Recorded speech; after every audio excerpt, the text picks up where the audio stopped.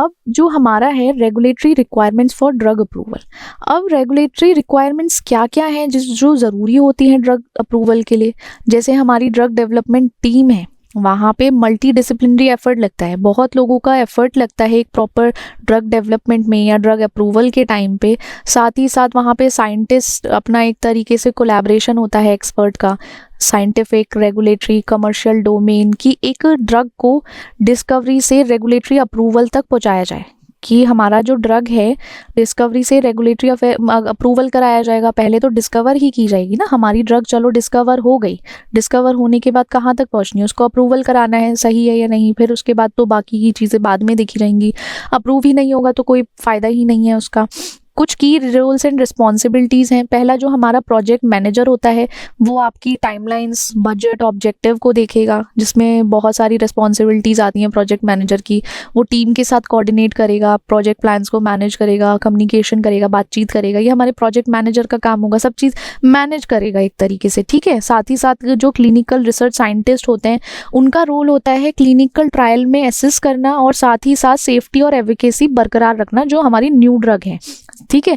Clinical protocols develop करेंगे, साथ ही साथ जो रेगुलेटरी कंप्लायंस है उनको मेक श्योर करेंगे और डेटा जो है उसको इंटरप्रेट करेंगे, ठीक है। वो हमारे साइंटिस्ट का काम होता है। साथ ही साथ फिर जो नॉन क्लिनिकल साइंटिस्ट आते हैं, फार्माकोलॉजिस्ट, टॉक्सिकोलॉजिस्ट, उनका काम होता है नॉन क्लिनिकल स्टडी करना, जैसे ड्रग की एक्टिविटी, सेफ्टी, वो सब देखना, वो फार्माकोलॉजिस्ट या टॉक्सिकोलॉजिस्ट का काम होता है, जिसमें हमारा एक तरीके से देखो in vitro in vivo experiments हैं वो परफॉर्म करेंगे, फार्माकोडायनेमिक स्टडी देखेंगे, टॉक्सिसिटी देखेंगे। एक तरीके से आप देखो प्री क्लिनिकल ट्रायल्स उनके थ्रू कंडक्ट किया जाता है, नॉन क्लिनिकल साइंटिस्ट के थ्रू। फिर हमारे रेगुलेटरी प्रोफेशनल्स आते हैं, ठीक है। रेगुलेटरी प्रोफेशनल्स का क्या काम होता है, वो हमारे अथॉरिटीज से इंटरेक्ट करते हैं, रेगुलेटरी कंप्लायंस को इंश्योर करेंगे, साथ ही साथ अथॉरिटीज से इंटरेक्ट करेंगे। उनका काम क्या होता है, हमारे डॉक्यूमेंटेशन को प्रिपेयर करना। जैसे हमारा इन्वेस्टिगेशनल न्यू ड्रग है या न्यू ड्रग एक तरीके से देखना है आपको एनडीए के थ्रू न्यू ड्रग अप्रूवल में, तो वो ना वहाँ पे सबमिट करते हैं, सारे डॉक्यूमेंट को प्रिपेयर करेंगे, सबमिट करेंगे, फिर एडवाइस करेंगे रेगुलेटरी स्ट्रैटेजी को, साथ ही साथ सब कुछ उनका काम होता है जो प्रोफेशनल है रेगुलेटरी। फिर हमारे QA&QC वाले आते हैं, वो क्वालिटी स्टैंडर्ड्स, उनका जो रोल होता है वो फॉलो अप कराते हैं क्वालिटी स्टैंडर्ड्स को। वो उनकी रिस्पॉन्सिबिलिटी है कि GLP, GMP, GCP को इम्प्लीमेंट कराना इन सब प्रोसेस के थ्रू, ऑडिट कराएंगे। साथ ही साथ डॉक्यूमेंटेशन का काम जिसको करना होता है वो ये है, प्रॉपर ये डिपार्टमेंट करता है। ऐसा नहीं है कि सारे ड्रग डेवलपमेंट में या फिर ड्रग अप्रूवल में एक ही 4-5 लोगों का काम होता है, नहीं, पर्टिकुलर अलग अलग लोग बैठे होते हैं, सबके अपने अपने काम होते हैं, वो सब चीज़ें अपने हिसाब से करते हैं। यहाँ पर जो है, यहाँ क्वालिफिकेशन उस पर्सन की डिफरेंट होगी, इस जगह डिफरेंट होगी, ये भी हो सकता है क्योंकि मल्टी डिसिप्लिनरी आप देख रहे हो ना, अलग अलग डिसिप्लिन से हैं, अलग अलग फील्ड से एक साथ मिलकर काम कर रहे हैं, ठीक है। ये हमारे डॉक्यूमेंटेशन सब हो गया। फिर आते हैं मेडिकल अफेयर्स। मेडिकल अफेयर में एक तरीके से वो एक्सपर्टीज़ होते हैं, मेडिकल की एक्सपर्टीज़ प्रोवाइड करेंगे या साइंटिफिक एक्सपर्टीज़ हैं, जैसे कि सेफ्टी मॉनिटरिंग करनी है या हेल्थ केयर प्रोफेशनल्स से एंगेज करना है या कोई पब्लिकेशन करानी है, तो वहाँ पे मेडिकल अफेयर्स के जो ये एक्सपर्टीज़ हैं ये प्रेजेंट रहेंगे। बायोस्टैटिशियंस होते हैं जो एक तरीके से स्टैटिस्टिकल स्टडी मैनेज करते हैं या उस डिज़ाइन को मैनेज करेंगे, साथ ही साथ डेटा एनालिसिस करेंगे। उनका काम क्या होता है, इनकी रिस्पॉन्सिबिलिटी है एनालिसिस प्लान को बनाना, डेटा का इंटरप्रिटेशन करना और रेगुलेटरी कंप्लायंस से मैच करना। साथ ही साथ देखा जाए रेगुलेटरी कंप्लायंस होना चाहिए। मैन्युफैक्चरिंग और CMC एक्सपर्ट होते हैं, ठीक है। CMC एक्सपर्ट फॉर एग्जांपल वो स्केल मैन्युफैक्चरिंग प्रोसेस को डेवलप भी करेंगे। यहाँ पे जो इनका काम होता है प्रोडक्ट की क्वालिटी देखना, वो देखते हैं कि प्रोडक्ट की क्वालिटी अच्छी है, सही है या नहीं, लॉजिस्टिक मैनेज करना। साथ ही साथ जो CMC डॉक्यूमेंटेशन होता है, कंप्यूटर मीडिएटेड, जो सोच सकते हो आप, समझ सकते हो, डॉक्यूमेंटेशन है वो करेंगे सारा।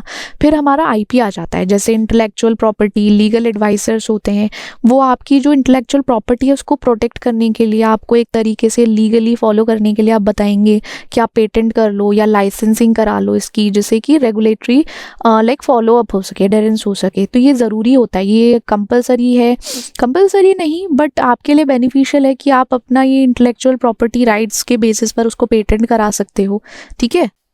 हमने देखा था non clinical drug development. Non clinical मतलब एक तरीके से जो क्लिनिकल से पहले प्री क्लिनिकल स्टडी की जाती है या प्री क्लिनिकल टेस्टिंग होती है, उसमें हमारी लैब स्टडी आती है, एनिमल स्टडीज़ आ जाती है, जिससे कि हमें ये पता चलता है कि हमारी ड्रग की सेफ्टी कैसी है, किसके बेसिस पर। आप देखो, हर चीज़ को डायरेक्टली ह्यूमन ट्रायल्स पर नहीं लेकर जा सकते, आपको उसको पहले एक बार टेस्ट करने के लिए आप एनिमल टेस्टिंग कर सकते हो। बहुत सारी टेस्टिंग ऐसी होती है जो रैट्स पे होती है, क्योंकि थोड़ा सा उनकी ह्यूमन फिजियोलॉजी और रैट की फिजियोलॉजी सेम होती है, उसकी वजह से यहाँ एसेस कर सकते हो ड्रग की सेफ्टी को। आप उसके फार्माकोलॉजिकल एक्शंस देख सकते हो, फार्माकोकाइनेटिक देख सकते हो ह्यूमन ट्रायल्स पर पहुंचने से पहले। जैसे हमारी फार्माकोलॉजिकल स्टडीज़ है, वहाँ पे फार्माकोडायनामिक पढ़ा जाता है कि जो हमारा थेरेप्यूटिक इफेक्ट है या जो हमने टारगेट किया है, जो हमारी इंटेंशन थी, वो प्रॉपरली हो पा रही है या नहीं। पहला तो प्राइमरी हमारा यही है। सेकेंडरी ये है कि फिर हम पहले तो देखेंगे कि जो हमने टारगेट किया था, हमें सोचो कुछ हाइपरटेंशन को ट्रीट करना था, वो ट्रीट हो गया, चलो ये हमारा प्राइमरी। सेकेंडरी ये है कि जो हमारा टारगेट नहीं था, मतलब हमें हाइपरटेंशन ही ट्रीट कराना था, साथ ही साथ वो क्या कर रहा है, एक अलग इफेक्ट शो कर रहा है जो रिलेटेड नहीं है हमारा थेरेप्यूटिक टारगेट से, उसको इन्वेस्टिगेट, वो हमारा सेकेंडरी फार्माकोडायनामिक आ गया। फिर साथ ही साथ जो हमारा एडवर्स इफेक्ट हुआ है किसी भी वाइटल सिस्टम पे, सेफ्टी भी देखेंगे ना, जो हमने ड्रग दी है, सेफ्टी फार्माकोलॉजी में ये है, जैसे हमारा कोई भी एडवर्स इफेक्ट आया है किसी पर्टिकुलर वाइटल सिस्टम पे, या कोई भी हमारा ऑर्गन सिस्टम है, कार्डियो, रेस्पिरेटरी या सीएनएस, तो वो भी मॉनिटर किया जाता है। वो सब हम इसमें फार्माकोलॉजिकल स्टडीज़ में देखेंगे। फिर हम अपनी मूव करेंगे फार्माकोकाइनेटिक्स पे। फार्माकोकाइनेटिक्स में हम अपनी ये एडीएमई स्टडीज़ करते हैं, एब्जॉर्प्शन, डिस्ट्रीब्यूशन, मेटाबॉलिज्म और एक्सक्रीशन।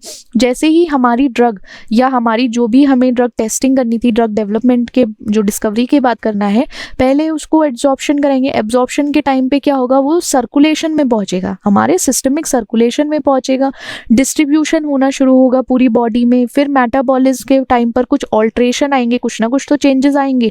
जब हमारी ड्रग लिवर में जाके मेटाबोलाइज होगी, कुछ चेंजेस आएंगे, और जब मेटाबोलाइज होने के बाद कुछ इफेक्ट आएगा, वो हम यहाँ देख लेंगे फार्माकोडायनामिक में।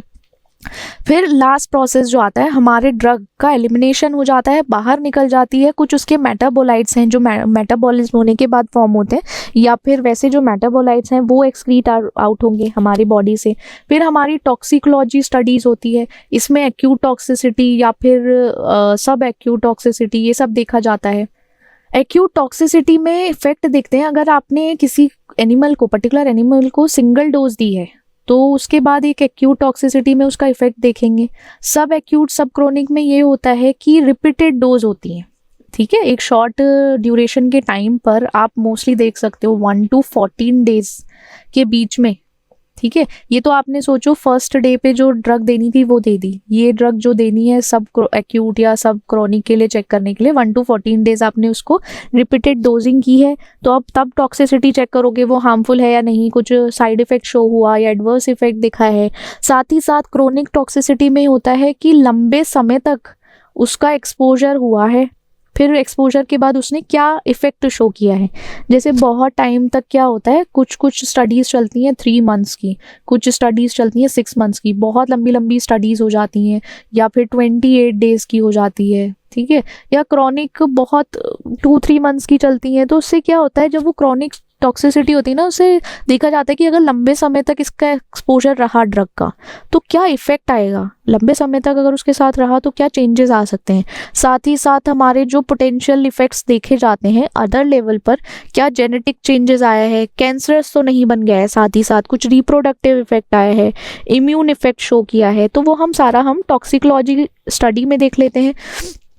फिर हमारी इन विट्रो स्टडीज़ आती हैं। इन विट्रो स्टडीज़ में ना टेस्ट करते हैं, जिसमें सेल्स पे इफेक्ट देखते हैं और रिसेप्टर इंट्रैक्शन देखते हैं। सारा जो भी एक तरीके से इन विट्रो स्टडी में सेल बेस्ड ऐसे होंगे या रिसेप्टर बाइंडिंग ऐसे जो है इन विट्रो में। और स्टडीज़ भी आती हैं पर्टिकुलर, अगर आप देखा जाए इन विट्रो में, अगर फॉर एग्जांपल स्किन बेसिस पर अगर देखो आप, डर्मेटोलॉजिकल बेसिस पर हमारी कोलेजनेज एक्टिविटी होती है, या फिर हमारी बहुत सारी एक्टिविटीज़ अलग होती हैं, पर्टिकुलरली सबके अलग अलग इन विट्रो हैं। यहाँ पे हम सेल बेस्ड ऐसे देख रहे हैं रिसेप्टर बाइंडिंग, तो हम अपने टेस्ट का एक तरीके से टेस्ट करेंगे कि क्या इफेक्ट आया है हमारे पर्टिकुलर सेल पर और कैसे रिसेप्टर से इंटरेक्शन हुआ है पर्टिकुलर ड्रग का, ठीक है। और साथ ही साथ फिर हम जब ये हो जाएगा, ये प्रॉपर एक फॉलोअप में होता है, फिर हमारा एनिमल मॉडल होता है, जैसे रोडेंट्स हैं, नॉन रोडेंट्स हैं, रैट्स पे पर्टिकुलरली अगर एनिमल स्टडी की जा रही है तो मोस्टली रैट्स पे ही होता है आई गेस। अब इतना अलाउड नहीं है, पीएचडी लेवल पर है, तो उसमें रोडेंट्स पे एनिमल मॉडल पे आप काम करोगे। कोई डोज है, स्टडी डिज़ाइन है, तो उसके बेसिस पर जो जीएलपी कंप्लायंट स्टडीज़ हैं जिसमें एथिकली डिटरमाइंड डोजेज होती हैं उसको फॉलोअप करना होता है। तो ये सब ऑलरेडी पहले से ही आप इससे पता चल सकता है, क्लिनिकल ट्रायल से पहले, ह्यूमंस पे मूव करने से पहले एनिमल स्टडीज़ हो जाती हैं, ठीक है। अब जो हमारी नॉन क्लिनिकल ट्रायल्स हैं, एक तरीके से नॉन क्लिनिकल स्टडीज़ होती हैं, प्री क्लिनिकल, वहाँ पे हमें जीएलपी देखना पड़ता है, गुड लेबोरेटरी प्रैक्टिसेस होती है, क्योंकि क्वालिटी, डेटा की क्वालिटी मेक श्योर करनी है सही हो। साथ ही साथ हमारी आईसीएच गाइडलाइंस होती है, international standards for non clinical studies. इस गाइडलाइन को फॉलो अप करते हुए काम करना है, जो हमारा ICH M3R2 है। ऑब्जेक्टिव्स हैं नॉन क्लिनिकल स्टडीज़ के, क्या ऑब्जेक्टिव है? सेफ्टी असेसमेंट, ये टॉक्सिसिटी इस्टेब्लिश करता है या आइडेंटिफाई करेगा कि ये टॉक्सिसिटी है। सेफ स्टार्टिंग डोजेस, देखो डोजेस जो होती है, फॉर एग्जांपल डोजेस का आप सोचो 2 mg पर उसको कुछ इफेक्ट नहीं आया तो हम बोलेंगे ये सेफ है। साथ ही साथ वो 10 mg पर पहुंचते ही टॉक्सिक हो गया है, यहाँ पे एडवर्स इफेक्ट शो होने लगा है, तो हमें देखना है कि 10 mg से कम ही हम डोज लेंगे उसको, वो हमारी सेफ स्टार्टिंग डोज होगी या सेफ डोज होगी यहाँ तक। फिर एफिकेसी प्रिडिक्शन होता है, फार्माकोलॉजिकल एक्टिविटी हैं जो सपोर्ट करती हैं हमारी थेराप्यूटिक पोटेंशियल को, ठीक है। फार्माकोलॉजिकल एक्टिविटीज से ही तो पता चलेगा कि थेराप्यूटिक पोटेंशियल है या नहीं। फिर हमारा रेगुलेटरी कंप्लायंस है, जो भी डेटा इन सब से पूरी स्टडीज से फॉलो अप करके आया है उसको आप सबमिट कर दोगे रेगुलेटरी अथॉरिटीज़ को, जिसमें आप क्या क्या फाइल करोगे? इन्वेस्टिगेशनल न्यू ड्रग एप्लीकेशंस के थ्रू फाइल करोगे, ठीक है। ये इजी बीजी है, एक बार आप खुद पढ़ोगे ना तो थोड़ा सा आपको इजी लगेगा, ठीक है। इतना मतलब एज सच भारी नहीं है। फार्माकोलॉजी, फार्माकोलॉजी सबको पता है, सब पढ़ के आए हैं, सबको पता है ना। हाँ, फार्माकोलॉजी एक स्टडी है जिसमें हम देखते हैं कि हमारी जो ड्रग है वो हमारे बायोलॉजिकल सिस्टम से कैसे रिएक्ट करती है या कैसे इंटरेक्ट करती है। इसमें हम देखते हैं अपनी ड्रग का मैकेनिज्म, ठीक है, जो मैकेनिज्म है वो कैसा है, थेराप्यूटिक इफेक्ट या साइड इफेक्ट आ कैसे रहे हैं। मतलब एक तरीके से होता है कि फार्माकोडायनामिक और फार्माकोकाइनेटिक्स अगर देखा जाए, what the body does to the drug and what drug does to the body, ठीक है। ये सब चीज़ें होती हैं। सबसे बेसिस जो हमारा होता है फार्माकोडायनामिक है। फार्माकोडायनामिक में हम मैकेनिज्म पढ़ते हैं, मैकेनिज्म ऑफ एक्शन, जिसमें जो हमारी ड्रग है वो कैसे इफेक्ट, मतलब उसका क्या इफेक्ट होता है मॉलिक्यूलर और सेलुलर लेवल पर, ठीक है। साथ ही साथ उसमें डोज रिलेशनशिप देखते हैं, ड्रग का जो कंसंट्रेशन है और कंसंट्रेशन और इफेक्ट के बीच का एक लिंक देखते हैं, या फिर रिलेशनशिप देखो कि इतना डोज रिस्पॉन्स रिलेशनशिप चेक करेंगे, कितना डोज का कंसंट्रेशन दिया गया था, उसका पर्टिकुलर क्या इफेक्ट आया है। फिर हम अपनी थेराप्यूटिक विंडो को चेक करेंगे इसके थ्रू, जो हमारी इफेक्टिव डोज है या कितना इफेक्टिविटी शो की है या हमारा क्या टॉक्सिसिटी आई है, उसके बीच में की वजह से ही आप थेराप्यूटिक विंडो देख पाओगे, ठीक है। साथ ही साथ रिसेप्टर फार्माकोलॉजी होती है, वो हमारा एक तरीके से ड्रग या तो एक्टिवेट कर देगी या फिर ब्लॉक कर देगी रिसेप्टर को, या तो हमारी जो ड्रग है वो एगोनिस्ट की तरह काम करेगी या एंटागोनिस्ट की तरह काम करेगी। साथ ही साथ हमने रिसेप्टर्स के टाइप पढ़े थे। रिसेप्टर की बहुत सारी क्लासेस होती हैं, जैसे लाइगेंड गेटेड चैनल आयन, जैसे आयन चैनल्स है, या फिर हमारा एंजाइम लिंक्ड है, GPCR है, जी प्रोटीन का कपल्ड रिसेप्टर्स। ये सारे रिसेप्टर्स वर्क करते हैं, इनसे बाइंड होकर ही हमारा जो ड्रग है वो बाइंड होगा, फिर एक्शन शो करेगा, फिर वो मॉलिक्यूलर और सेलुलर लेवल पर वर्क करेगा। फिर हमारा सिग्नल ट्रांसडक्शन पाथवे है, उसमें क्या होता है, इंट्रासेलुलर सिग्नलिंग होगी, ठीक है। या तो हमारा जो ड्रग रिसेप्टर है वो इंटरेक्ट करेगा सेलुलर रिस्पॉन्स को, सेलुलर रिस्पॉन्स तक लेकर जाएगा, सेल के बाहर से सेल के अंदर एक इंट्रैक्शन होगा। जैसे हमारा सेकंड मैसेंजर है, मॉलिक्यूल्स है, कोई CAMP है, वो मीडिएट करेगा सिग्नल सेल के अंदर, ठीक है। इंट्रासेलुलर मतलब सेल के अंदर सिग्नलिंग हो रही है। रिसेप्टर से अगर देखा जाए ये मेम्ब्रेन पे होते हैं, जैसे अगर देखा जाए इंट्रासेलुलर में हमारा न्यूक्लिक एसिड रिसेप्टर होता है ना, न्यूक्लिक एसिड रिसेप्टर से आप ये देख सकते हो कि इंट्रासेलुलर सिग्नलिंग कैसे हो रही है। ठीक है, सिग्नल ट्रांसडक्शन पाथवेज हैं, साथ ही साथ जो फार्माकोजेनोमिक्स हैं जिसमें एक तरीके से जेनेटिक वेरिएबिलिटी आती हैं। जेनेटिक फैक्टर्स कुछ ऐसे हैं जो हमारे ड्रग का रिस्पॉन्स ना अफेक्ट करते हैं, थोड़ा बहुत उसमें, जो थोड़ा बहुत नहीं बहुत कुछ चेंज आता है। कुछ वजह है, जेनेटिक फैक्टर हो सकते हैं जिसकी वजह से हमारी जो ड्रग है प्रॉपरली रिस्पॉन्स नहीं कर पा रही है। फिर जो हमारा सिस्टम फार्माकोलॉजी है उसमें क्या होता है, ऑर्गन सिस्टम इफेक्ट होता है। जो हमारी ड्रग है वो इम्पैक्ट करती है बहुत सारे, लाइक अगर वेरियस बॉडी सिस्टम पे, ऑर्गन सिस्टम जैसे कार्डियो, नर्वस, वहाँ इम्पैक्ट करेगी, उसके बेसिस पर हमारा इफेक्ट आएगा। ठीक है, फिर इंटीग्रेटेड रिस्पॉन्स है, हमारी जो होल बॉडी इफेक्ट है उसको कंसिडर किया जाएगा।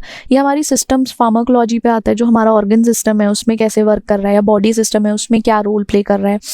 फिर जो हमारा रोल इन ड्रग डेवलपमेंट, अब फार्माकोलॉजी का क्या रोल है ड्रग डेवलपमेंट में, एक तरीके से देखा जाए ये कंफर्म करता है थेरेप्यूटिक पोटेंशियल को कि स्पेसिफिक टारगेट के लिए, कि जो हमारा स्पेसिफिक टारगेट है ना वहाँ पे एक थेरेप्यूटिक इफेक्ट शो करे। उसके लिए टारगेट आइडेंटिफिकेशन और वैलिडेशन होता है, लीड ऑप्टिमाइजेशन में इन्हांस करता है एफिकेसी, साइड इफेक्ट को कम करता है।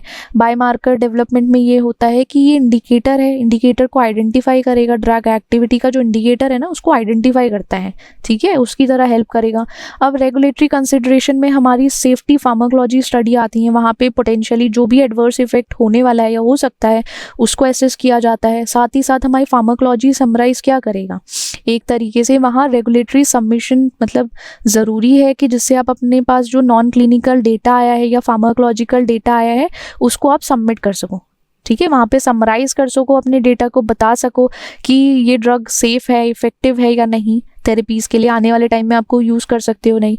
साथ ही साथ जो हमारा ड्रग मेटाबॉलिज्म होता है ना, ड्रग मेटाबॉलिज्म में हमारा बायोकेमिकल मॉडिफिकेशन हो जाता है ड्रग का, लिवर में जाकर एक तरीके से आप बोलो बायो ट्रांसफॉर्मेशन हो जाता है कई लाइक पाथवेज के थ्रू। इसमें एंजाइम्स इंक्लूड होते हैं क्योंकि एंजाइम की वजह से ही मेटाबॉलिज्म होता है या बायो ट्रांसफॉर्मेशन होता है। और ड्रग मेटाबॉलिज्म के बाद क्या होता है, हमारी बॉडी से ये एक्सक्रीट आउट हो जाती है। ठीक है, उसके बाद ही होता है ये, हमारा एडीएमई पढ़ा था ना वहाँ, इसको आप देख सकते हो, उसका ही पार्ट है। पहला जो है हमारा बायो ट्रांसफॉर्मेशन है, हमारी जो ड्रग है वो एक ट्रांसफॉर्मेशन के प्रोसेस के थ्रू जाएगी। बहुत सारे पाथवेज हैं, जैसे ट्रांसफॉर्म होना है, एक हमारी पर्टिकुलर ड्रग है अगर उसको ए से A1 फॉर्म में जाना है, उसका ट्रांसफॉर्मेशन कैसे होगा वो देखा जाएगा। कोई भी हमारा इनएक्टिव कंपाउंड है, ठीक है, इनएक्टिव कंपाउंड हो गया, वो मेटाबोलाइट बन के एक्सक्रीशन के लिए तैयार रहते हैं। ठीक है, या फिर कोई हमारे एक्टिव मेटाबोलाइट्स हैं, उन्होंने अपना एक तरीके से उनका खुद का एक थेराप्यूटिक इफेक्ट होता है या फिर टॉक्सिक इफेक्ट होता है, आप उसको बोल सकते हो। प्रो ड्रग्स हमारी ऐसी होती हैं, ये इनएक्टिव फॉर्म में होती हैं, फिर एक्टिव होती हैं। एक्टिव होने के बाद क्या होता है, जब मेटाबॉलिक कन्वर्जन होता है ना तभी इनका ट्रांसफॉर्मेशन होता है। प्रो ड्रग का ट्रांसफॉर्मेशन हमको पता है, इनएक्टिव से ये एक्टिव बनती हैं जब इनका मेटाबॉलिक कन्वर्जन होता है। फिर हमारे कुछ मेटाबॉलिक पाथवेज हैं जिसमें साइटोक्रोम P450 एंजाइम आता है, ये हमारा की फैमिली एंजाइम है जो ड्रग के मेटाबॉलिज्म में इन्वॉल्व होता है। ठीक है, ये मेन आप समझ सकते हो, इम्पॉर्टेंट है। साथ ही साथ इसकी वेरिएबिलिटी है, ठीक है, इंडिविजुअल वेरिएबिलिटी है एंजाइम की, वो सिग्निफिकेंटली अकेला ही हमारे ड्रग के रिस्पॉन्स को इन्फ्लुएंस कर सकता है। ये एक तरीके से मेटाबॉलिक पाथवे में इंक्लूड रहता है एंजाइम। अब हमारा फेज 1 रिएक्शन होता है जिसमें ऑक्सीडेशन और रिडक्शन हाइड्रोलिसिस होता है, जिससे कि हमारा कोई भी कंपाउंड पोलैरिटी के बेसिस पर अगर देखा जाए उसकी इंक्रीज कर देता है पोलैरिटी कंपाउंड की, और फिर उसको मॉडिफिकेशन और एक्सक्रीशन में के लिए प्रिपेयर करता है। या तो हमारा कंपाउंड इस रिएक्शन के बाद मॉडिफाई हो जाएगा या फिर एक्सक्रीट आउट हो जाएगा। फिर हमारा फेज 2 रिएक्शन आता है, ये कंजुगेशन है हमारे फेज 1 मेटाबोलाइट्स का, वो लार्जर मॉलिक्यूल्स के साथ कंजुगेट हो जाएगा। जैसे हमारा ग्लूकोरोनिक एसिड है जिसको क्या हो जाता है, वो मोर वाटर सॉल्युबल हो जाता है जिससे कि ईजिली एक्सक्रीट आउट किया जा सकता है। ये हमारे मेटाबॉलिक पाथवेज हैं जो हमें पता होने चाहिए। क्रोम है हमारा एंजाइम, ये हमारी फेज 1 फेज 2 रिएक्शंस हैं। वहीं मेटाबोलाइट प्रोफाइलिंग होती है, जैसे कि एक टेक्निक है हमारी मास स्पेक्ट्रोमेट्री, ये हमारा हेल्प करता है कि ड्रग के मेटाबोलाइट को आइडेंटिफाई करने में और क्वांटिफाई करने में। कि इससे हेल्पफुल इसलिए है कि हम फाइंड आउट कर सकते हैं, हम प्रिडिक्ट करते हैं हमारा जो पोटेंशियल ड्रग है उसका इंट्रैक्शन क्या होगा आने वाले टाइम में, या फिर हमारी ड्रग कैसे इंट्रैक्ट करेगी, साथ ही साथ वो क्या साइड इफेक्ट प्रोड्यूस करेगी, वो हम अपने मेटाबोलाइट प्रोफाइलिंग में देखते हैं। प्रोफाइलिंग से आप ये कर सकते हो, हम अपने एक प्रोफाइल क्रिएट कर रहे हैं अपने ड्रग मेटाबोलाइट की, उसके बारे में जानना चाह रहे हैं, उसको आइडेंटिफाई करना चाह रहे हैं क्या क्या है पर्टिकुलर उस ड्रग में, या उसके क्या क्या मेटाबोलाइट फॉर्म हुए हैं, उसमें हम देख लेंगे। किसके थ्रू? मास स्पेक्ट्रोमेट्री के थ्रू। जो हमारा ड्रग मेटाबॉलिज्म है ना, वो इसलिए ज़रूरी है कि हमारा ड्रग का ड्यूरेशन ऑफ एक्शन क्या है, कितने लंबे समय तक हमारी बॉडी में काम कर रहा है, कैसे इंट्रैक्शन हो रहा है, पोटेंशियल इंट्रैक्शन क्या है, क्या साइड इफेक्ट्स आ रहे हैं, जो एक तरीके से हमारी थेरेप्यूटिक इफेक्टिवनेस और सेफ्टी को इन्फ्लुएंस करते हैं, थोड़ा बहुत चेंजेस लाते हैं। साथ ही साथ हमने टॉक्सिकोलॉजी देखा था। टॉक्सिकोलॉजी हमारे जो एडवर्स इफेक्ट हैं केमिकल्स के, जो लिविंग ऑर्गेनिज्म पर होने वाले हैं, उसको पढ़ते हैं हम टॉक्सिकोलॉजी में। Study of adverse effect of chemicals on living organism, ऐसे बात कर सकते हो आप, इसको ऐसे पढ़ सकते हो। ठीक है, टॉक्सिक मतलब कुछ ना कुछ तो खराब है हमारी बॉडी में, हार्मफुल इफेक्ट है किसी भी ड्रग कैंडिडेट का, उसको एसेस करते हैं, मतलब उसको देखते पढ़ते सीखते हैं। हमने एक्यूट टॉक्सिसिटी देख चुके हैं, रिपीटेड डोज जो हमारी सब एक्यूट है, सब क्रोनिक है या क्रोनिक है, जीनोटॉक्सिसिटी है, कार्सिनोजेनिसिटी है, reproductive development toxicity, immunotoxicity, local tolerance. इन स्टडीज़ में पर्टिकुलरली हम पढ़ते हैं एक्यूट में अगर आप एक सिंगल डोज किसी एनिमल को देते हो तो देने के बाद क्या टॉक्सिक इफेक्ट आया है। ठीक है, एक उसको देखोगे, रिपीटेड में आपने एक छोटे शॉर्ट ड्यूरेशन में आपने रिपीटेड डोज दी है, और एक्यूट मतलब आपने फर्स्ट डे दी और छोड़ दिया उसको, साथ ही साथ आप फर्स्ट डे देने के बाद 14 डेज तक लगातार दे रहे हो। क्रॉनिक आप 2 to 3 मंथ्स का प्रॉपर लगातार देख रहे हो उसको, ये हो सकता है क्रॉनिक लंबे समय तक वो ज़्यादा थेरेपी या तो टॉक्सिक इफेक्ट शो करेगा आपको। जीनोटॉक्सिसिटी कहीं ना कहीं उसके जो जेनेटिक हैं वहाँ चेंजेस दिखेगा। कार्सिनोजेनिसिटी की वजह से क्या होगा, जो हमारे कार्सिनोजेनिसिटी से आप समझो कि जैसे कोई कैंसर कॉजिंग हो सकता है, या फिर जीनोटॉक्सिसिटी में आप पता म्यूटेशन हो सकता है, चांसेस है म्यूटेशन के, कैंसर बन सकता है, कैंसर कॉजिंग हो सकता है। रिप्रोडक्टिव डेवलपमेंटल टॉक्सिसिटी में क्या होगा, रिप्रोडक्टिव एरर हो सकता है, लाइक आप ये समझो फीटल डेवलपमेंट में कुछ प्रॉब्लम आ सकती है, या रिप्रोडक्शन के टाइम पर प्रॉब्लम होगी, फीटस डेवलपमेंट में प्रॉब्लम होगी, यहाँ टॉक्सिसिटी। इम्यून टॉक्सिसिटी में हमारा जो इम्यून सिस्टम है वो वहाँ पे कोई ऐसा इम्यून रिस्पॉन्स में कुछ प्रॉब्लम आ जाएगी, ठीक है, इम्यून सिस्टम पर इफेक्ट करेगा।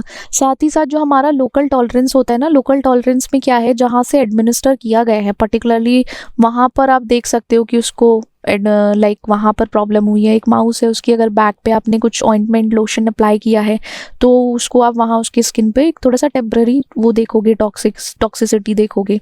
ठीक है, अब देखो जो हमारी टॉक्सिसिटी है, टॉक्सिसिटी और एक्यूट टॉक्सिसिटी में सिंगल डोज होती है, इसका एंड पॉइंट जो आता है लीथल डोज हो जाता है, LD50। Clinical science organ toxicity आपको दिखने लगेगा। ठीक है, ऑब्जेक्टिव हमारा सिंगल डोज के बाद इफेक्ट आता है। सब एक्यूट हमारा अप टू 28 डेज तक हो सकता है, साथ ही साथ सब क्रॉनिक हमारा 90 डेज तक उसको रिपीटेड डोज दी जाती है। डोज देने के बाद जो हमारा इफेक्ट होगा वो देखा जाएगा। साथ ही साथ एंड पॉइंट पर कैसे पहुंचोगे, क्लिनिकल ऑब्जर्वेशन करोगे, ऑब्जर्वेशन के बाद हीमेटोलॉजी या क्लिनिकल केमिस्ट्री, हिस्टोपैथोलॉजी के बेसिस पर आप एंड पॉइंट पर पहुंचोगे कि हाँ टॉक्सिसिटी आई है। क्रोनिक आपकी 3 मंथ्स या 3 मंथ से ज़्यादा लंबे समय तक चल सकती है, 1 साल। लॉन्ग टर्म इफेक्ट आइडेंटिफाई करते हैं। जीनोटॉक्सिसिटी में मीस टेस्ट, माइक्रोन्यूक्लियस टेस्ट है, ऑब्जेक्टिव ये है म्यूटेशन, क्रोमोसोमल डैमेज देखते हैं। कैंसर कैंसर कार्सिनोजेनिसिटी में लॉन्ग टर्म स्टडीज़ के बाद देखा जाता है। साथ ही साथ फिर जो हमारा रिप्रोडक्टिव या डेवलपमेंट टॉक्सिसिटी है उसके सेगमेंट्स होते हैं। सबसे पहला सेगमेंट है फर्टिलिटी या अर्ली एम्ब्रियोनिक डेवलपमेंट में प्रॉब्लम आएगी। फिर सेगमेंट 2 में हमारा जो एम्ब्रियो फीटल डेवलपमेंट है, टेरेटोजेनिसिटी, वहाँ देखा जा सकता है, ये चांसेस हैं यहाँ टॉक्सिसिटी हो जाए, या प्री और पोस्टनेटल डेवलपमेंट में टॉक्सिसिटी कॉज हो सकती है। साथ ही साथ जो इम्यूनोटॉक्सिसिटी है, यहाँ पे हम इफेक्ट देखते हैं इम्यून सिस्टम पे अपना, इरिटेशन और सेंसिटाइजेशन देखते हैं एडमिनिस्ट्रेशन साइट पर लोकल टॉलरेंस के लिए। और जो हमारी रेगुलेटरी गाइडलाइंस को फॉलो करता है, जैसे ICH M3R2 है, वो नॉन क्लिनिकल स्टडीज़ के लिए सेफ्टी स्टडी गाइडेंस प्रोवाइड करता है। फिर हमारी OECD गाइडलाइंस आती हैं टॉक्सिकोलॉजी टेस्टिंग के लिए, जैसे फॉर एग्जाम्पल हमारा OECD हो गया 402 है। ठीक है, साथ ही साथ 404 है, 420 है, ये सारी गाइडलाइंस हैं कुछ टॉक्सिसिटी के। टॉक्सिसिटी के गाइडलाइंस के बेसिस पर हम ये OECD गाइडलाइंस फॉलो करते हैं। फिर आपको जनरल कंसिडरेशन करना है। क्या जनरल कंसिडरेशन होने चाहिए? जो हमें इन्वेस्टिगेशनल न्यू ड्रग एप्लीकेशन को फाइल करते हुए जो हमें नॉर्मली पता होने चाहिए। कुछ क्रिटिकल स्टेप्स हैं ड्रग डेवलपमेंट के टाइम पे। फिर हमारी फार्मास्यूटिकल कंपनी को क्लिनिकल ट्रायल्स करने पड़ते हैं जो न्यू ड्रग्स हैं ह्यूमंस के, तो उसके लिए फाइलिंग करनी पड़ती है, हमें देखना पड़ता है सब चीज़। आप अपनी रेगुलेटरी अथॉरिटीज़ को सबमिट करोगे, अपना जो IND है, इन्वेस्टिगेशनल न्यू ड्रग है, उसको आप डेमोन्स्ट्रेट करोगे कैसे ये ड्रग सेफ़ है ह्यूमन टेस्टिंग के लिए। हमारा पर्पस क्या है IND का? हमारा ये है कि हम कंफर्म कर सके ड्रग की सेफ्टी प्रोफाइल को ह्यूमन ट्रायल्स पे, कि हम डेटा प्रोवाइड कर रहे हैं कि इसके बेसिस पर आप हमें परमिशन दे दीजिए। डेटा प्रोवाइड करते हैं, फिर आगे जाकर मैन्युफैक्चरिंग, प्री क्लिनिकल स्टडीज़ और जो प्रपोज क्लिनिकल प्रोटोकॉल्स होते हैं उसके बेसिस पर सबमिट किया जाता है। इसमें जो हमारी IND फाइलिंग होती है एप्लीकेशन को फाइल करने के लिए, उसके लिए की कंपोनेंट्स क्या हैं? आपके जो प्री क्लिनिकल डेटा था वो आपको सबमिट करना पड़ेगा, जिसमें आपने फार्माकोलॉजिकल और टॉक्सिकोलॉजी स्टडीज़ की हैं, मैकेनिज्म ऑफ एक्शन देखा है ड्रग का, वो शो करोगे। फिर आप अपने जो केमिस्ट्री मैन्युफैक्चरिंग एंड कंट्रोल है, केमिस्ट्री मैन्युफैक्चरिंग कंट्रोल, वहाँ हमने कंप्यूटर मीडिएटेड बोल दिया है, सॉरी, ठीक है। केमिस्ट्री मैन्युफैक्चरिंग कंट्रोल में क्या होता है? इसमें कंपोजिशन है कि जो हमारा ड्रग मॉलिक्यूल है या जो हमारी ड्रग है न्यू इन्वेस्टिगेशनल ड्रग, उसके बेसिस पर आप उसकी कंपोजिशन बताओगे, मैन्युफैक्चरिंग बताओगे, प्रोसेसिंग, पैकेजिंग, स्टोर डिटेल, सब कुछ इंक्लूड कर दोगे आप, ठीक है। केमिस्ट्री, मैन्युफैक्चरिंग और कंट्रोल। इन्वेस्टिगेशनल ड्रग की कंसिस्टेंट जो क्वालिटी है क्लिनिकल ट्रायल्स के टाइम पे, वो मेक श्योर करोगे। फिर इसका पर्पस ये होता है, साथ ही साथ जो क्लिनिकल प्रोटोकॉल्स हैं या स्टडी प्लान है, जिसमें हमारा इनिशियल फेज़ 1 या क्लिनिकल ट्रायल जो प्लान किया गया है उसका क्या ऑब्जेक्टिव है, क्या डिज़ाइन है, क्या मैथडोलॉजी है, सेफ्टी मॉनिटरिंग क्या है, हर एक चीज़ आप जब IND एप्लीकेशन फाइलिंग करोगे उसमें आपको बताना पड़ेगा। इन्वेस्टिगेटर की इन्फॉर्मेशन तक प्रोवाइड करोगे कि हमारा पर्पस क्या है, क्वालिफिकेशन क्या है। जो क्लिनिकल इन्वेस्टिगेटर है ना, उसकी क्वालिफिकेशन क्या है, कि उसको पता है कि ये ट्रायल्स कैसे कंडक्ट कराना है, वो क्वालिफाइड है या नहीं, वो सब देखना पड़ता है। साथ ही साथ फिर हमारा इंस्टीट्यूशनल रिव्यू बोर्ड बैठा होता है, उसकी इन्फॉर्मेशन, उसका एथिकल रिव्यू एश्योर करता है कि ट्रायल के लिए सही है या नहीं, जो पार्टिसिपेंट प्रोटेक्शन प्रोवाइड करता है हमारा।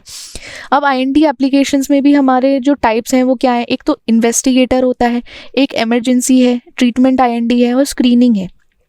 इन्वेस्टिगेटर IND पे हमारा कोई फिजिशियन है, वो स्टडी कंडक्ट कर रहा है किसी अनअप्रूव्ड ड्रग पे या न्यू इंडिकेशन के लिए कर रहा है, तो वहाँ पे हमारा इंडिकेशन वो इन्वेस्टिगेटर IND हो जाता है।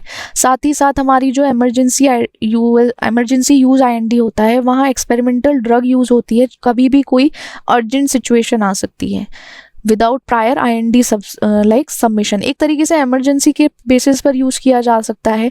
साथ ही साथ ट्रीटमेंट के, तो एक तरीके से एक्सपेरिमेंटल ड्रग है जिसको हम सीरियस कंडीशन के टाइम पे या ट्रीटमेंट के टाइम पर यूज़ कर रहे हैं, उस टाइम FDA रिव्यू के थ्रू या ऑनगोइंग ट्रायल के पर्पस के बेसिस पर ट्रीटमेंट IND फाइल कर सकते हैं। इसका एविडेंस है efficacy, safety, lack of alternative, इसलिए हम ट्रीटमेंट IND फाइल कर रहे हैं। स्क्रीनिंग IND में ये होता है कि अर्ली ह्यूमन टेस्टिंग होती है। कुछ मल्टीपल रिलेटेड ड्रग्स हैं जो अंडर अ सिंगल IND में आती हैं, ठीक है। उसका पर्पस होता है कि हमारा जो, मतलब आप ये सोचो स्क्रीनिंग लेवल पर human testing, early human testing के लिए जब भी कोई मल्टीपल रिलेटेड ड्रग है, बहुत सारे मल्टीपल यूजेस के बेसिस पर अगर देखा जाए, तो वहाँ पे सिंगल IND के अंडर आ सकती है वो। और हमारा की कंसिडरेशन यहाँ होता है, कुछ यूज़फुल है जो स्पॉन्सर इवैल्यूएटिंग कुछ सेवरल कैंडिडेट्स के लिए यूज़ करते हैं, जो एक फुल डेवलपमेंट से पहले किया जाता है, वहाँ पे कंसिडर कर सकते हो। कुछ हमारे जनरल कंसिडरेशन आते हैं IND के, देखो एक तो सेफ्टी के बेसिस पर IND आप तब फाइल कर सकते हो जैसे कि एप्लीकेशन को आपकी ड्रग ना सेफ है, कोई इसका अनरीजनेबल रिस्क है ही नहीं ह्यूमन सब्जेक्ट को। आपने कोई ऐसी, आपकी जो प्री क्लिनिकल फाइंडिंग्स थी उसमें कोई ह्यूमन रिस्क नहीं हो सकता, ठीक है। साथ ही साथ जो रेगुलेटरी कंप्लायंस है, आपने सारे रेगुलेटरी स्टैंडर्ड्स और गाइडलाइंस को फॉलो करते हुए किया है, तब आप सब कुछ कर रहे हो। QC मेंटेन है, एथिकल कंसिडरेशन किया है, आपने कुछ एथिकली साउंड स्टडीज़ की हैं जो प्रोटेक्ट करेगा हमारे पार्टिसिपेंट को। साइंटिफिक वैलिडिटी, एक तरीके से आपका जो डेटा है वो रिलायबल है, या आपका जो डिज़ाइनिंग ट्रायल्स के बेसिस पर डेटा आया है इंटरप्रिटेबल है।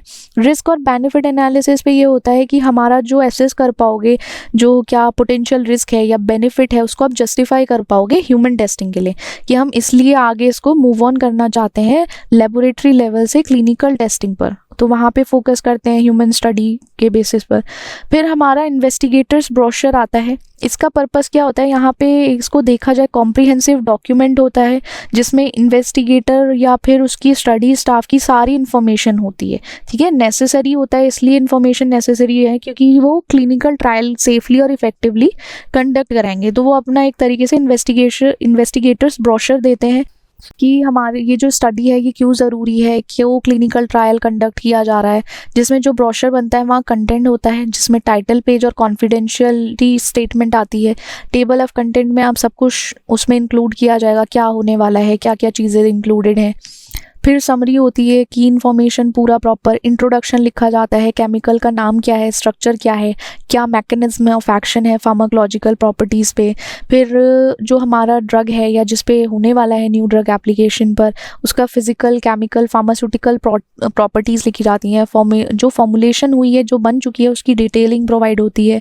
नॉन क्लिनिकल स्टडीज़ के बेसिस पर जो डेटा कलेक्ट किया जाता है वो भी इसमें हमारे इन्वेस्टिगेटर्स ब्रोशर में होता है।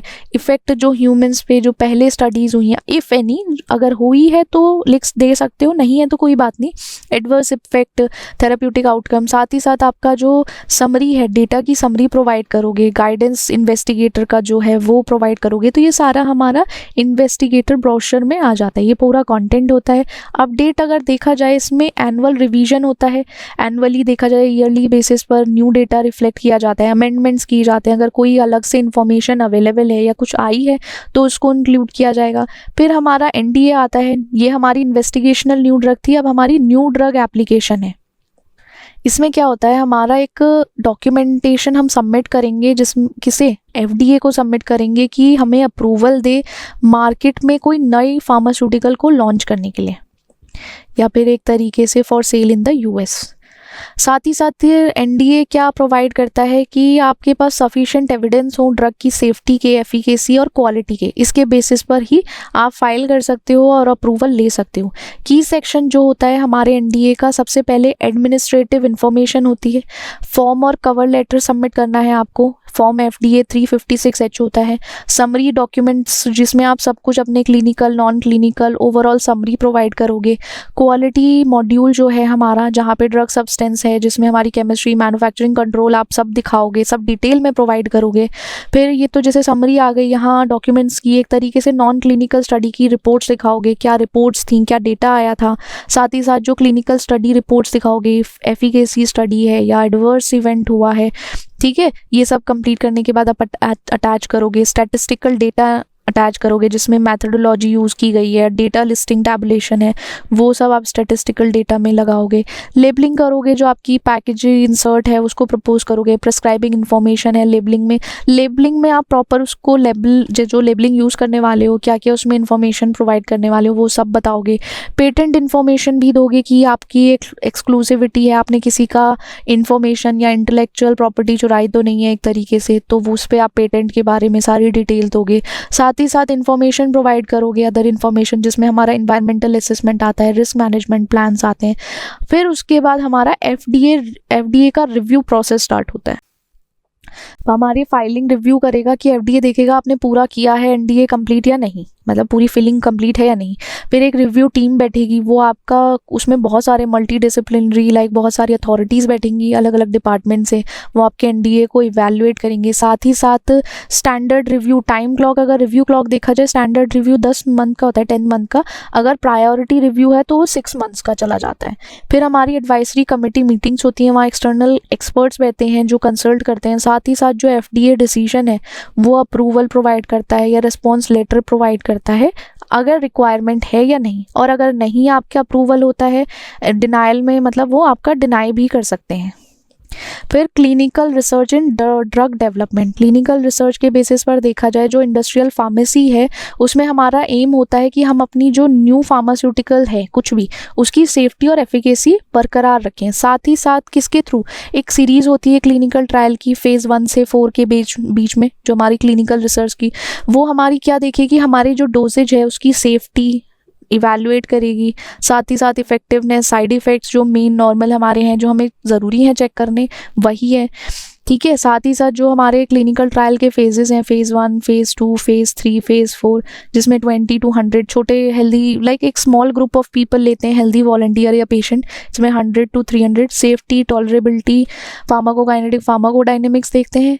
इसका फेज़ 2 का ऑब्जेक्टिव होता है ड्रग की एफिशिएंसी देखना, ऑप्टिमल डोजिंग को डिटरमाइन करना, साथ ही साथ सेफ्टी असेसमेंट भी इसका रहता है। फेज़ 3 में हमारा एफिकेसी, साइड इफ़ेक्ट और स्टैंडर्ड ट्रीटमेंट से कंपेयर किया जाता है क्योंकि एक large number of population of patients are available in this phase 3 में। साथ ही साथ जो फेज़ 4 है हमारा पोस्ट मार्केटिंग है। पोस्ट मार्केटिंग के टाइम पे क्या होता है, एडिशनल इन्फॉर्मेशन देते हैं, जैसे कि मार्केट में एक बार आ चुका है, लॉन्ग टर्म रिस्क है, कोई बेनिफिट है, ऑप्टिमल यूज है, जिससे क्या होता है पोस्ट मार्केटिंग के टाइम पर प्रोडक्ट रिकॉल भी किया जा सकता है अगर वो प्रोडक्ट की सेफ्टी नहीं रही मार्केट में तो।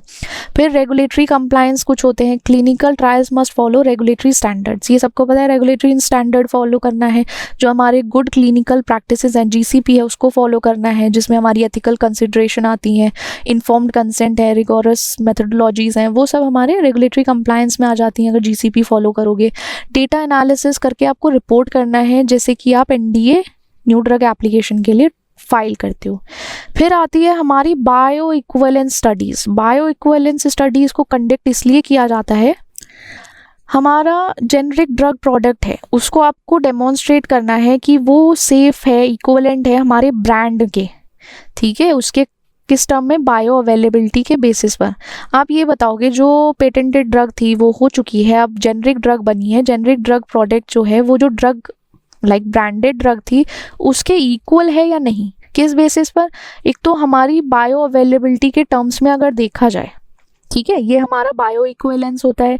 इसका पर्पस ये होता है, ये ज़रूरी है कि कभी भी जेनरिक ड्रग का अप्रूवल चाहिए तो आपको बायो इक्विवेलेंस स्टडी होनी चाहिए, कोई एक तरीके से साथ ही साथ देखा जाए उसके कोई डिफरेंस नहीं आना चाहिए, उसके एब्जॉर्प्शन, एडमिनिस्ट्रेशन, सेम डोज सब कुछ एक जैसा होना चाहिए, कुछ चेंजेस नहीं आने चाहिए। साथ ही साथ बायो इक्विवेलेंस का कुछ क्राइटेरिया होता है जिसमें हमारे फार्माकोकाइनेटिक पैरामीटर्स आते हैं जो बहुत कॉमन है, जो करने ज़रूरी हैं, जैसे Cmax चेक करते हैं, कंसंट्रेशन चेक करते हैं कि पीक प्लाज्मा कंसंट्रेशन क्या है, time to reach peak concentration वो चेक करोगे, ठीक है। ये जो हमारा फार्माकोकाइनेटिक बायोफार्मास्यूटिक्स है ना, उसमें आप इसको ज़्यादा डीपली पढ़ के आए हो। AUC जो है, एरिया अंडर कर्व, वो देखा जाता है, प्लाज्मा कंसंट्रेशन, एक्सेप्टेंस रेंज देखी जाती है, कि ये सारे पैरामीटर्स चेक किए जाते हैं बायो इक्विवेलेंस स्टडीज़ के लिए। साथ ही साथ एक डिज़ाइन होता है, डिज़ाइन को फॉर्मुलेट किया जाता है जिसमें हमारा क्रॉसओवर डिज़ाइन है, जैसे हमारा सब्जेक्ट है, एक कोई सब्जेक्ट है उसको टेस्ट भी और रेफरेंस प्रोडक्ट दोनों दिया जाएगा रेंडमाइज्ड ऑर्डर में ऊपर नीचे करके विदाउट वॉश आउट, ठीक है, वॉश आउट पीरियड के बेसिस पर नहीं देखा जाएगा। फिर उसमें देखा जाएगा कि जो बॉडी है उसमें जो डोज थी मतलब लाइक बॉडी से वो डोज कितने टाइम में क्लियर आउट हो रही है, ठीक है। क्रॉसओवर डिज़ाइन में दोनों ही दिया जाता है, चेक करेंगे कब क्या एक तरीके से क्या Cmax और क्या Tmax आया है। साथ ही साथ हमारा जो सब्जेक्ट होना चाहिए वो हेल्थी वॉलंटियर पे होना चाहिए, ऐसा नहीं है कि आप डिजीज़ पेशेंट पे कर रहे हो, नहीं, हेल्थी होना चाहिए। एनालिटिकल मैथड्स में आप ब्लड सैंपल लोगे, उसको एनालाइज कराओगे, एनालिसिस के टाइम पे जैसे सेंसिटिव मेथड है हम HPLC कराकर देख सकते हैं, या मास स्पेक्ट्रोमेट्री के टाइम पर एक प्रिसाइज मेजरमेंट मिल जाएगी हमें। ऐसे हमें अपना स्टडी डिज़ाइन करनी है। जो हमारे बायो इक्विवेलेंस को मेजर करने के टाइप हैं, फार्माकोकाइनेटिक मेजर कर लो, फार्माकोडायनेमिक या क्लिनिकल एंड पॉइंट स्टडीज़ के बेसिस पे, AUC, Cmax, Tmax, ये हमारे। वैसे अगर देखा जाए प्लाज्मा कंसंट्रेशन थोड़ा रिलायबल नहीं होता ड्रग के इफेक्ट को देखना, इसलिए फार्माकोकाइनेटिक मेजर देखना ज़रूरी है। फिर या एक तरीके से आप देखो क्लिनिकल एंड पॉइंट पर आप जैसे अप्लाई करोगे ना, इनको स्टडीज़ को देखोगे, तो आप लोकली एक्टिव जो ड्रग है उसके कंपेयर कर सकते हो, साथ ही साथ दोनों को कंपेयर करके एक एंड पॉइंट पर पहुंचोगे।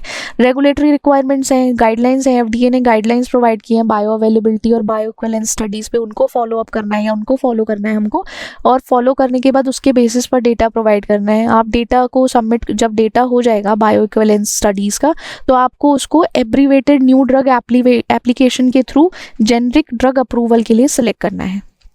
ठीक है, पहले एनडीए के बाद हमारा क्या आ जाता है, एब्रीवेटेड न्यू ड्रग, वो हमारे जेनरिक के लिए ज़रूरी है अप्रूवल के लिए। साथ ही साथ स्टेटिस्टिकल कंसिडरेशन आते हैं, जो हमारी बायोइक्विवेलेंस स्टडी होती है वहाँ स्टेटिस्टिकल मेथड यूज़ किया जाता है कि जो हमारी स्टडी है वो सफिशेंटली पावर्ड है या काउंट कर रही है वेरिएबिलिटी की, उसे हम एक तरीके से कंफर्म कर सकते हैं जेनरिक और ब्रांड प्रोडक्ट के इक्विवेलेंट। फिर हमारे कुछ क्लिनिकल रिसर्च प्रोटोकॉल्स हैं, जैसे क्लिनिकल रिसर्च प्रोटोकॉल हमारा एक कॉम्प्रिहेंसिव स्टडीज़ है, क्या डिस्क्राइब करता है, वो हमारे क्लिनिकल ट्रायल्स के objective, design, methodology, statistical consideration and organisation, ये सबको डिस्क्राइब करेगा।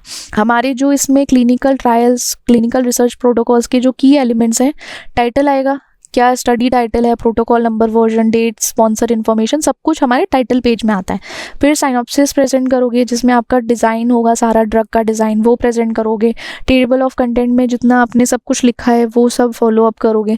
साथ ही साथ इंट्रोडक्शन आ जाएगा, इंट्रोडक्शन में आप सब कुछ अपना बैकग्राउंड इन्फॉर्मेशन, स्टडी रैशनल, सब कुछ, साइंटिफिक जस्टिफिकेशन, इसमें क्या है कि आप ना पूरा सब कुछ बताओगे, अपने ऑब्जेक्टिव्स बताओगे, स्टडी डिज़ाइन दिखाओगे, मैथडोलॉजीज़ को दिखाओगे, हमारा प्राइमरी ऑब्जेक्टिव क्या है, हमारा जो मेन आउटकम जो हमें देखना है, मेजर करना है वो क्या है, सेकेंडरी एडिशनली उसके साथ क्या है वो देखना है। देखो स्टडी डिज़ाइन में रेंडमाइज होता है ट्रायल्स, डबल ब्लाइंड हो सकता है, प्लेसिबो कंट्रोल हो सकता है, जिसमें ट्रीटमेंट आर्म्स हैं, जैसे इंटरवेंशन ग्रुप्स हैं, उसके डिस्क्रिप्शन को, जो भी स्टडी डिज़ाइन आपने लिखा है, सैम्पल साइज है जो उसके बेसिस पर, वो सब आपको प्रेजेंट करना है। मेथडोलॉजीज़ क्या ली हैं आपने, स्टैटिस्टिकल मेथड का जो डेटा आया है सब कुछ वो आपको दिखाना है। फिर एथिकल कंसिडरेशन, आपने इन्फॉर्म्ड कंसेंट लिया है या नहीं, उसका प्रोसेस क्या फॉलो किया है कंसेंट लेने के लिए, आपने कहीं डरा धमका के उनसे कंसेंट तो नहीं ले लिया है, उन्हें बिना बताए ले लिया, तो आपको इन्फॉर्म करना है उनको। कॉन्फिडेंशियलिटी रखनी है, साथ ही साथ रिस्क बेनिफिट असेसमेंट करोगे, क्वालिटी कंट्रोल और एश्योरेंस QC QA मेंटेन करना है, क्या आपका प्लान है उसको मॉनिटर करने का, ऑडिट प्रोसीजर क्या था, साथ ही साथ जो डेटा मैनेजमेंट है, कलेक्शन मैथड था वो क्या था, ठीक है, डेटाबेस मैनेजमेंट, सब कुछ, each and everything you have to specify in this particular documentation. आपको सब कुछ बताना पड़ेगा, कुछ नहीं छोड़ सकते हो, वरना क्या होगा, आपको ही प्रॉब्लम आएगी, रिजेक्ट हो जाएगा, डिनायल होगा या रीवर्क होगा दोबारा से। फिर आप अपने सारे रेफरेंसेस प्रोवाइड करोगे। रेगुलेटरी कंप्लाइंस में हमारी जो गाइडलाइंस आती है ICH की E6R2 आती है, जिसमें गुड क्लिनिकल प्रैक्टिसेस गाइडलाइंस हैं। FDA रेगुलेशन में 21 CFR पार्ट 50, 56, 312 ये सब आता है, तो ये सब फॉलो अप होना चाहिए। फिर हमारी एथिक्स कमेटी अप्रूवल वो देखना चाहिए, वो भी होना चाहिए। अब हमारा है biostatistics in pharmaceutical product development, ठीक है, बायोस्टैटिस्टिक्स जो हमारे फार्मास्यूटिकल प्रोडक्ट डेवलपमेंट में किस तरीके से यूज़ होता है। बायोस्टैटिस्टिक्स क्यों ज़रूरी है बताओ, अब हम इतना डेटा बेटा पढ़ के आए हैं तो बायोस्टैटिस्टिक्स तो यूज़ करना पड़ेगा। अगर कोई भी प्रोडक्ट डेवलपमेंट में है उसमें एसेंशियल है, बहुत ज़रूरी है बायोस्टैटिस्टिक्स, जिससे एक तरीके से हमारे डिज़ाइन को बनाने में गाइड करेगा। एनालिसिस, डेटा इंटरप्रिटेशन के टाइम पे हर स्टेज पर बायोस्टैटिस्टिक्स बहुत सपोर्टिव होता है, बहुत यूज़फुल होता है। जैसे पहला हमारा ड्रग डिस्कवरी और प्री क्लिनिकल स्टडीज़ हैं, वहाँ पे कोई भी सैम्पल साइज़ आपको डिटरमाइन करना है, वो आप डिटरमाइन पता करोगे बायोस्टैटिस्टिक्स के बेस पर। उसके बेसिस पर कंट्रोल ग्रुप बनेगा, स्टडी डिज़ाइन बनेगा किसी भी न्यू कंपाउंड के लिए, वो सब बायोस्टैटिस्टिक्स के थ्रू हो जाएगा। साथ ही साथ जब हमारा डेटा एनालिसिस होगा उसमें आप प्री क्लिनिकल डेटा को सेफ्टी एफिकेसी जो ह्यूमन ट्रायल से पहले होने वाला है उसके बेसिस पर असेस कर सकते हो। साथ ही साथ जो हमारे क्लिनिकल ट्रायल्स हैं वहाँ trial design, interim analysis, data analysis, interpretation होगा, ठीक है। क्लिनिकल ट्रायल्स में देखो प्लेसिबो के बेसिस पे है या क्या सैम्पल साइज़ है, वहाँ बायोस्टैटिस्टिक्स का होना बहुत ज़रूरी है। जब भी रेगुलेटरी सबमिशन होगा, ठीक है, एक तरीके से जो रिपोर्ट प्रोवाइड की जाएगी, जो हमें डेटा सारा सबमिट करना है रेगुलेटरी अथॉरिटीज़ को, वो हमारे बायोस्टैटिस्टिशियंस की हेल्प से होगा, ठीक है, बहुत ज़रूरी है। साथ ही साथ जब पोस्ट मार्केटिंग सर्वेलेंस होगा, वहाँ सेफ्टी का डेटा, हर जगह क्या है, हमें डेटा कलेक्ट करना है, ठीक है, एनालाइज करोगे सेफ्टी डेटा, मॉनिटर करोगे drug safety post launch, long term study करोगे, वहाँ स्टैटिस्टिकल एनालिसिस है, क्यूसी और मैन्युफैक्चरिंग में हमारा प्रोसेस कंट्रोल है जो हमारी मैन्युफैक्चरिंग को हेल्प करता है, साथ ही साथ जो हमारे रेगुलेटरी स्टैंडर्ड से मीट कराता है, वैलिडेशन और कंप्लायंस। ओवरऑल अगर आप देखो ना इसको, पूरे प्रोसेस को, हमारे IND में, AND में या NDA में हर जगह डेटा की रिक्वायरमेंट होती है, डेटा एनालिसिस होगा। अगर देखा जाए इस टाइम बायोस्टैटिशियन इज लाइक इनके लिए बहुत यूज़फुल है, बहुत हेल्पफुल हो जाता है ऐसे टाइम पर। साथ ही साथ जब कॉस्ट इफेक्टिवनेस एनालिसिस करना हो तब बहुत उनकी ज़रूरत होती है।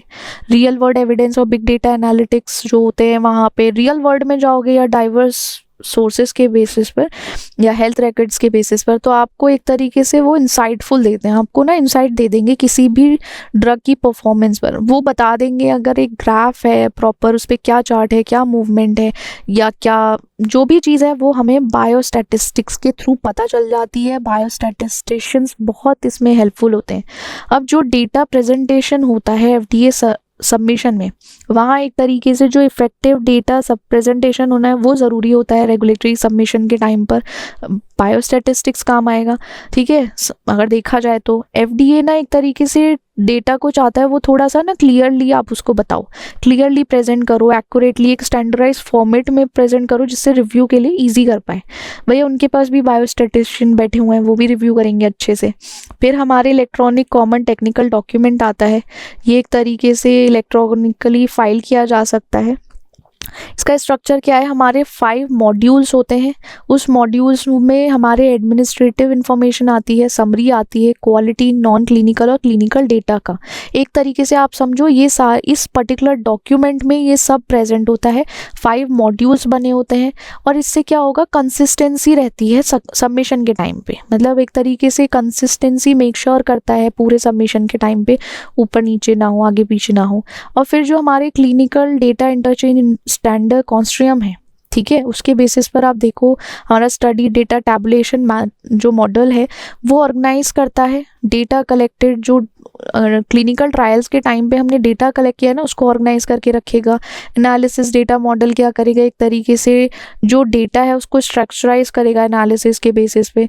अब हमारा FDA है, उसके स्टैंडर्ड्स हैं, कैटलॉग हैं, जिससे कि एक्सेप्टेबल प्रोटोकॉल्स या फॉर्मेट को स्पेसिफाई करते हैं। तो सबके ना सब कुछ सेट होता है, सब कुछ पहले से ही डिफाइन है कि इसके बेसिस पर ऐसे काम होना है। कुछ की प्रिंसिपल्स हैं, अगर डेटा प्रेजेंटेशन करना है आपको FDA सबमिशन के टाइम पे तो कैसे करोगे, क्लैरिटी होनी चाहिए। आप जो भी सबमिट कर रहे हो वो वेल लेबल्ड, ईजी इंटरप्रिटेशन में यूज़ किया जाए कि जो सामने वाला बैठा है एटलीस्ट वो समझ पाए, उसको क्लैरिटी हो हर चीज़ की, एक्यूरेसी हो, आपके जो डेटा है वो सोर्स डॉक्यूमेंट से मैच कर पाए, ठीक है। आपका डेटा अलाइन होना चाहिए। कंप्लीटनेस मतलब जो फाइंडिंग्स हैं, अगर पॉजिटिव फाइंडिंग्स आई हैं आप पॉजिटिव फाइंडिंग्स दिखाओगे, नेगेटिव फाइंडिंग्स है नेगेटिव, सारा रेलेवेंट डेटा दिखाओगे, हर चीज़, कोई चीज़ आप छुपाओगे नहीं, ठीक है। साथ ही साथ कंप्लायंस आपने फॉलो किया है FDA गाइडलाइंस को अपने डेटा प्रेजेंटेशन में, वो भी शो करोगे। साथ ही साथ जो good clinical data management practices थी वो फॉलो किया है। हर चीज़ आपको एक्चुअली आपको सब कुछ शो करना है। अगर आपने अपनी लैब में एक चीज़ यहाँ से यहाँ मूव करके कुछ चेंज लाया है वो भी आपको दिखाना है, ठीक है। एक तरीके से ट्रांसपेरेंसी रखेंगे तो ही सही रहेगा। और कुछ जो कॉमन पिटफॉल्स आते हैं वो हमें अवॉइड करने चाहिए। इनकम्प्लीट डेटा सेट या कोई आपकी क्रिटिकल इन्फॉर्मेशन मिसिंग है, आप इनको अवॉइड करो, ऐसा ना किया जाए। इनकंसिस्टेंट डेटा, कि आपके डेटा सेट्स में ना डिस्क्रिपेंसीज आ रही हैं, उसको अवॉइड करो। ये क्या होता है, इसकी वजह से आपके अप्रूवल नहीं मिल पाते। पुअर फॉर्मेटिंग, जैसे उन्होंने क्लैरिटी कहा है ना कि आपकी प्रेजेंटेशन में क्लैरिटी होनी चाहिए, समझ आना चाहिए, तो वो आपके रिव्यू को हिंडर ना करे पुअर फॉर्मेटिंग, तो आप फॉर्मेटिंग अच्छे से करके दो। फिर आता है हमारा मैनेजमेंट ऑफ क्लिनिकल ट्रायल्स या क्लिनिकल स्टडीज़। देखो इफेक्ट मैनेजमेंट हर जगह ज़रूरी है। साथ ही साथ अगर क्लिनिकल स्टडीज़ में हमारा इफेक्टिव मैनेजमेंट होगा जिससे कि हमारा जो ट्रायल है वो एथिकली, एफिशिएंटली और कंप्लायंस जो है रेगुलेशन के बेसिस पर प्रॉपरली हो पाएगा। मैनेजमेंट बहुत ज़रूरी होता है, हर जगह मैनेजमेंट होना ज़रूरी है। की एस्पेक्ट है जैसे प्रोजेक्ट प्लानिंग टाइम पे आपकी क्लियर जो एक माइलस्टोन है वो सेट है कि हमें इतने पर्टिकुलर टाइम में सारा काम कंप्लीट करना है, एक टाइमलाइन सेट करोगे, प्रोजेक्ट को प्रॉपरली प्लान करोगे, रिसोर्सेज, बजटिंग और स्टाफिंग को देखोगे, सब कुछ सही है, नहीं। Site selection and management, site को सेलेक्ट करोगे, पता चला साइट एक्सपीरियंस साइट नहीं है तो भी प्रॉब्लम आती है। मॉनिटर करोगे अपनी विजिट और रेगुलर चेकिंग, तो ऐसा नहीं है कि आपने सब कुछ सेलेक्ट किया और छोड़ दिया, होता रहेगा, नहीं, सब कुछ रेगुलरली आप चेक करोगे।